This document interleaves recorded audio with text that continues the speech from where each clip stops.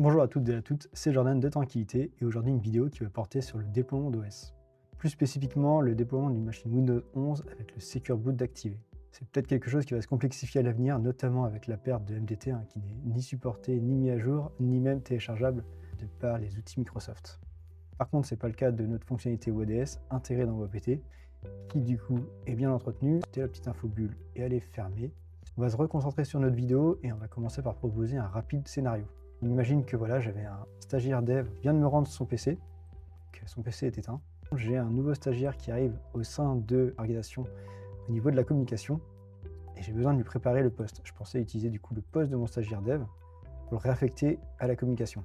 Donc ce que je peux faire dans un premier temps, c'est prendre ce poste, l'exporter vers WADS. Une fois que c'est fait, je peux lui porter des configs. On va se concentrer un petit peu sur voilà, le WinPE. Il faut savoir qu'on va ajouter une nouvelle fonctionnalité, un nouveau bouton en tout cas. Et ce bouton, c'est le chargeur du coup de la brique EFI de Microsoft. La plupart des postes aujourd'hui ont une CA de 2011, mais cette CA, elle expire en cours d'année 2026. Ça va être intéressant de mettre la nouvelle CA sur les postes, mais si ce n'est pas le cas, il ne faudra surtout pas que vous cochiez cette option. Puisque du coup, les postes qui ont la CA 2023, il faut bien la cocher. D'ailleurs, on vous met un petit message d'information. Mais si votre poste il est plus ancien, il ne faudra surtout pas la cocher, cette option, du coup. Et pensez à ajouter le certificat au préalable sur la machine avant de la redéployer. Globalement, pour les postes qui ont la CA 2011, il faudra bien penser à basculer sur celle de 2023 assez rapidement. Sinon, dans mon WinPE, rien de nouveau. Juste à jour le clavier, je peux ajouter un autre technicien ou administrateur pour gérer la machine. Voilà, si je le souhaite. Mon WinPE est fait, je le compile. C'est envoyé au serveur. Attends un petit peu.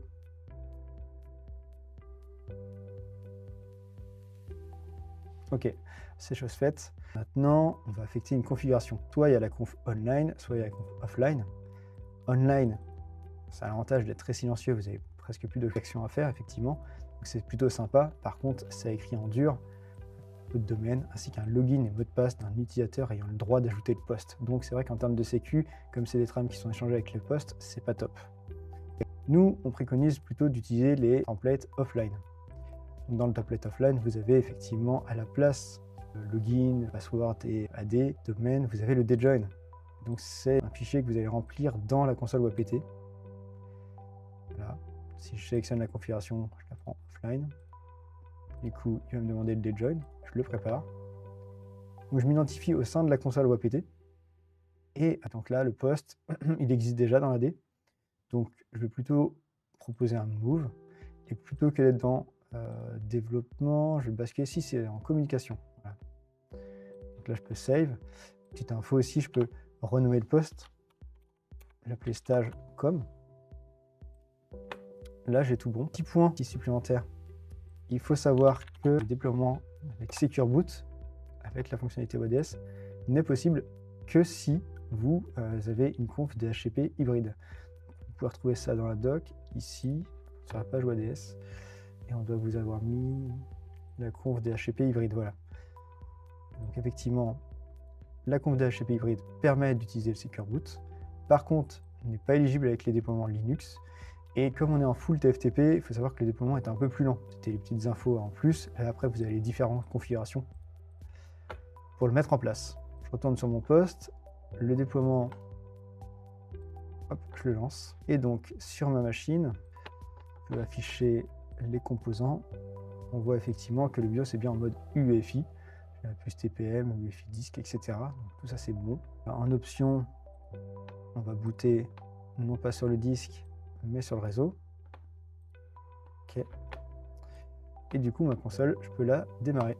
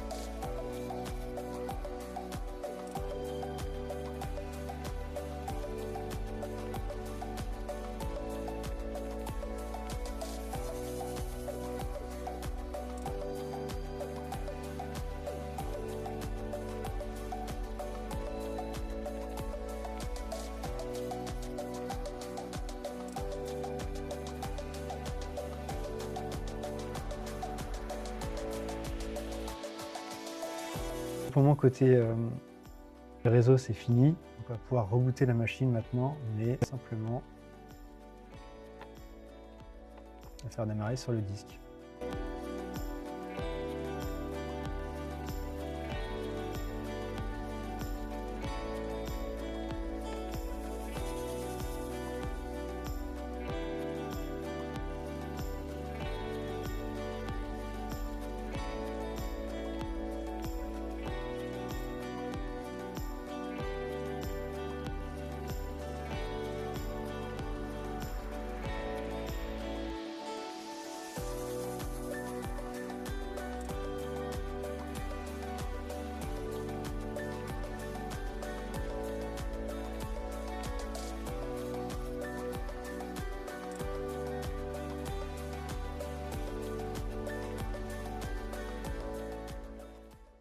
Le déploiement est fini. Là, il installe la jambe OPT. Il prévient. On va pouvoir se connecter avec notre utilisateur. Donc là, Sagecom.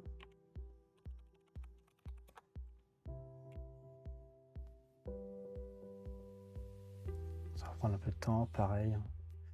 Faut que ça s'installe.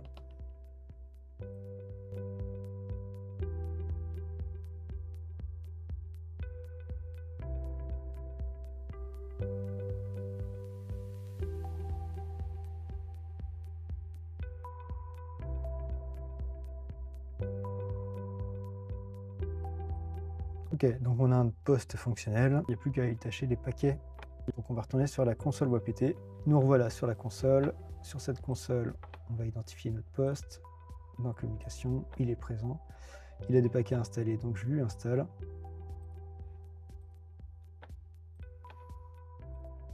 Suivre les installations.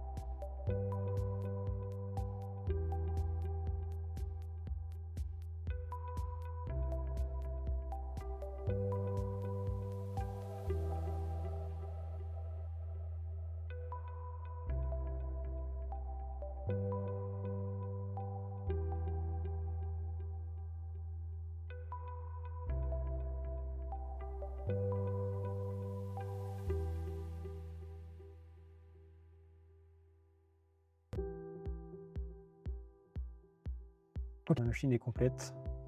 Si je bascule sur le PC du stagiaire,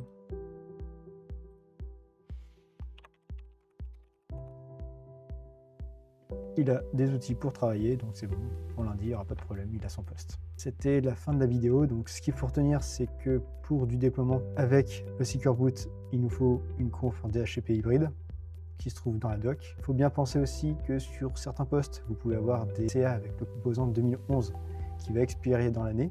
Il faudra penser à ajouter le nouveau certificat, celui qui a été créé en 2023. À noter que le TFTP est un peu plus lent que le PXE. Bonne journée à tous, au revoir.